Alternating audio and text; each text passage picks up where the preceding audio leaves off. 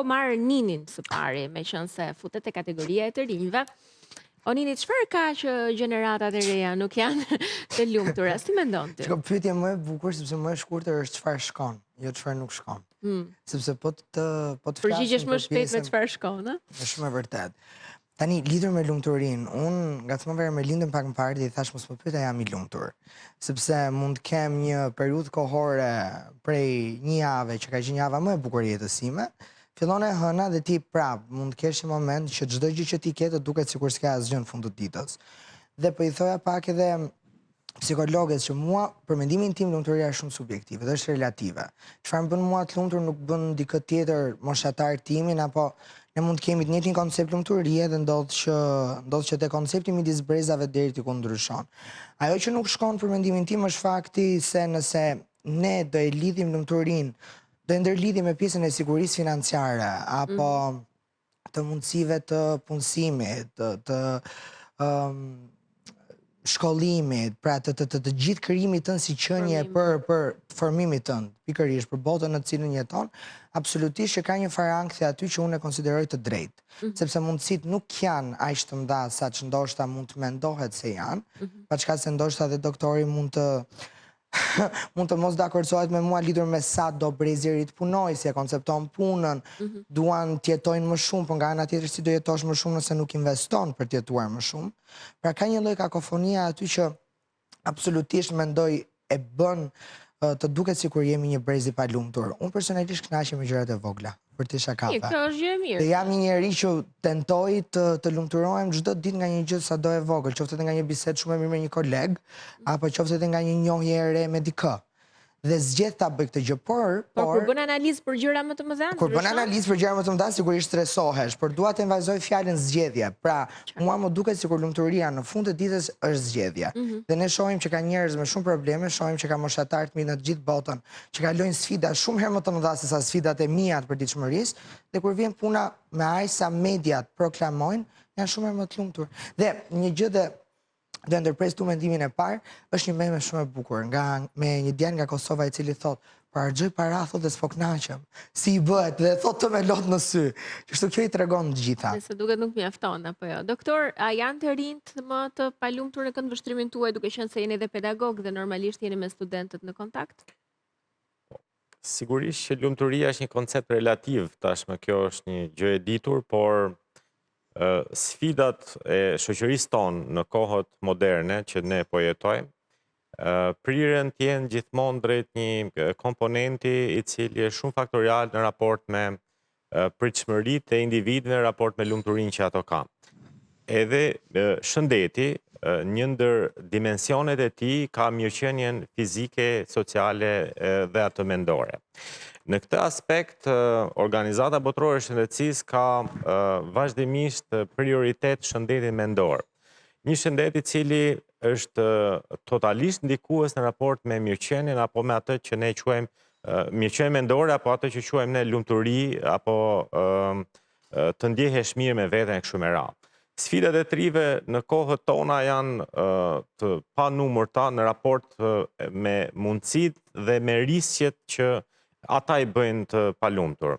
Zhvillimet teknologjike, të cilat janë shumë ndikuese tek të rinjt e sotëm, jo vetëm tek fëmijët, por pa diskutim dhe tek të rinjt, kanë revolucionarizuar gjithçka në raport me çështjet e të jetuarit, do të thosha, po edhe në raport me varësinë që ata krijojnë. Varësinë jo vetëm në drejtim të aplikimit teknologjisë, po edhe në një varësi virtuale në raport me dimensionin e shëndetit mendor, gjithçka prirje të jetë drejt ideales, drejt ku edhe në Instagram po ta ulim nivelin e të kuptuarit dhe ta thjeshtëzojmë atë, gjithçka ka filtrat e veta të cilat e modifikojnë realitetin.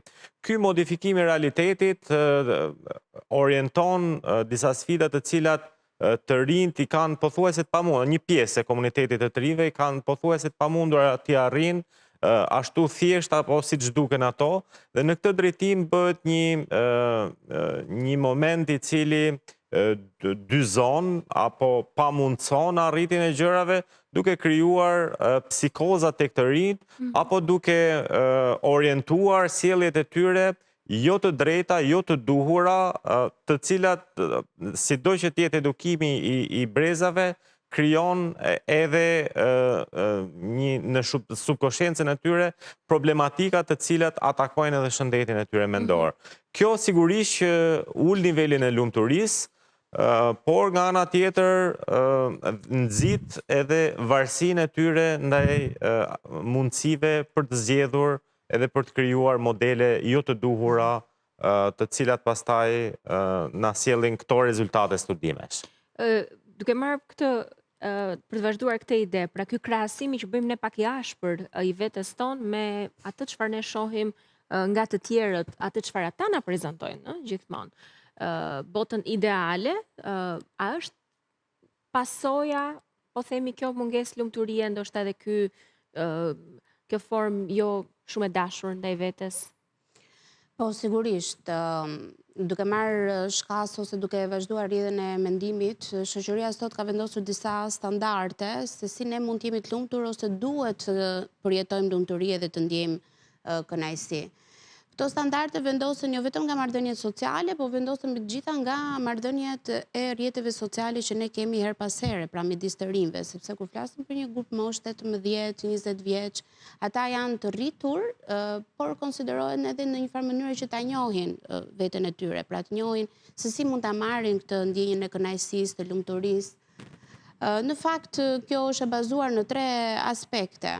Pavarësisht studimi ka kufizimet e veta, ne kemi faktorin social-ekonomik, kemi faktorin e filozofisë akademike që marrim gjatë shkollës dhe gjatë shkollimit tonë, po mbi të gjitha unë do thoja kemi dhe stilin e prindërimit.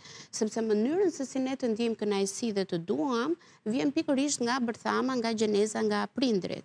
Si ne të gëzojmë qoftë edhe për një lule kur shikojmë, si ne të gëzojmë edhe për diellin e bukur që lind, sepse dhe moti sigurisht ndikon shumë në aspektin psikologjik, emocional të individit për të përjetuar lumturinë, dhe ndikon edhe tek ai aktiviteti që prezantohet dhe mësuesja, duke mësuar fëmijëve që si mund ta marrim në lumturinë, duke investuar në diçka të bukur, duke krijuar atë suspancën dhe pritjen derisa ti ta rish dhe të përjetosh të emocionin e lumturisë. Lumturia është subjektive, nga ana psikologjike ose shumë psikologë kanë përcaktuar si ndjenjën më të lartë të kënaqësisë së një individi, duke qenë sinkron me mendimet, me ndjesinë dhe sigurisht duke rrezakutuar këtë në sjellje, pra nga ana sjellore e tyre, dhe lumturia është edhe ngjitse në fund të Shumë vërtet.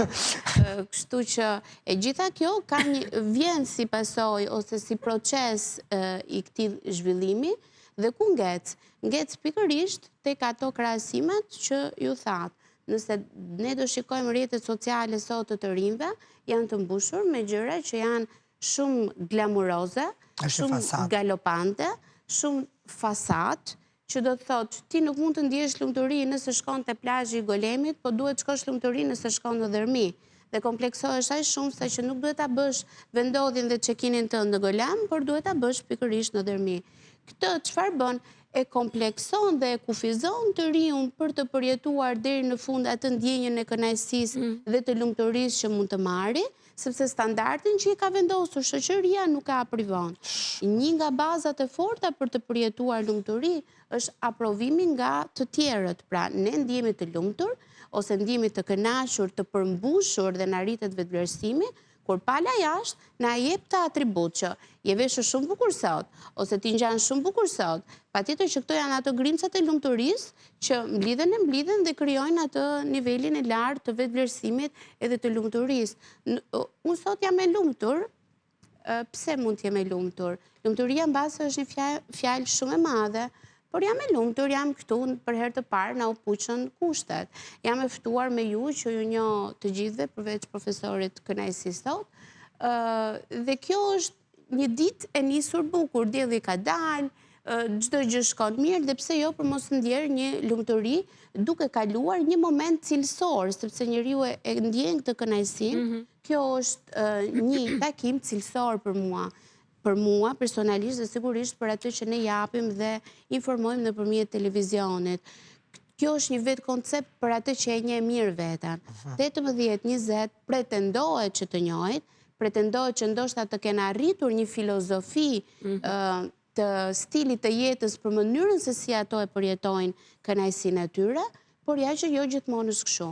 Unë dua të theksoj vetëm diçka për të lënë radhë dhe të ftuarve që pas pandemisë, koncepti i lumturisë, koncepti i jetesës dhe filozofia e të jetuarit ka ndryshuar dhe kjo ka lënë një rënje drastike duke rritur kështu edhe nivelet e problemeve të shëndetit mendor, në lidhje me stresin, me ankthin, me depresionin, me vetëvlerësimin e ulët, edhe me mos dëshirën për të... Nuk na ndihmoi neve Covidi që ta perceptonim lumturinë edhe te gjërat e thjeshta e të vogla, duke marrë parasysh mënyrën se si u manifestua. Pra ne ishim të mbyllur, ne do të duhej të gëzoheshim me gjërat e vogla të shtëpisë. Kjo për një për moshën e mesme dhe të rritur, por jo për moshën e, po themi, fëmijëve dhe të adoleshentëve. Sepse ata kuptuan që shkolla nuk ishte më kaq e rëndësishme se ti mund ta bëje këtë online. Ata kuptuan që dhe për mësuesin që mbas arriti një demotivim për të lektuar nëpërmjet Zoomit dhe nëpërmjet internetit, nuk ishte ai motivimi siç ishte çdo ditë për të shkuar në punë edhe për të që ai rriti që ti vishesh, ngrihesh, gëzon dhe shkon për të performuar, aty bëheshe në kushtet e shtëpisë. Pra ra dhe cilësia e seriozitetit dhe e rëndësisë së jetës, dhe kështu ata mësuan që gjërat mund të arrihen edhe pa aktivitete sociale. Kemi rënje të aktivitetit sociale. Brezi i ri është disi pa përgatitur duke krahasuar dhe me gjërat më përpara. Pra ka ndodhur ky tranzicioni, ne po marrim në Shqipëri, por ky në fakt studimi është global në rang botëror. Po janë disit pa përgatitur dhe për të ndryshimet e mëdha që ne pësojmë. Dhe ne përmende një pikë familja që ndikon, pra... Stili prindërimit. Po, stili prindërimit. Dhe nga ana tjetër shoqëria. Duke që diktohemi apo shoqëria na bë përballë një sfide më të madhe se ajo që kemi mësuar kemi qenë të vegjël, dhe kështu duhet ta prezantojmë veten si dikush që nuk jemi me patjetër, në të kundërt do dukemi demode, do dukemi sikur nuk jemi të barabartë në pjesën tjetër. Pa çka se me veten tonë mund ndihemi mirë një momente, po dikush kur na vë në pa, atëherë na prek atë ndjenjën e kënaqësisë, lumturisë. Po, kjo ka të bëjë shumë edhe me tiparet e personalitetit që ndërton vetë individi. Do të thënë, nëse ne kemi të bëjmë me karaktere të forta të qëndrueshme që pranojnë veten e tyre, që janë shumë komod në këtë, dhe sigurisht me mentorë siç janë prindrit dhe siç mund të kemi modele ideale. Ndikon jashtëzakonisht shumë. Shoqëria po e tha që ka këtë ndikimin e fortë për të aprovuar ose jo, por duhet të jesh ti ajo që ta bësh prezente veten tënde pa qenë kaq shumë e ndikueshme nga rrjetet sociale, po themi nga grup mosha që ti ke qoftë në punë, qoftë në shkollë, në universitet, sepse ka kufijtë e veta dhe tipare të kësaj natyre.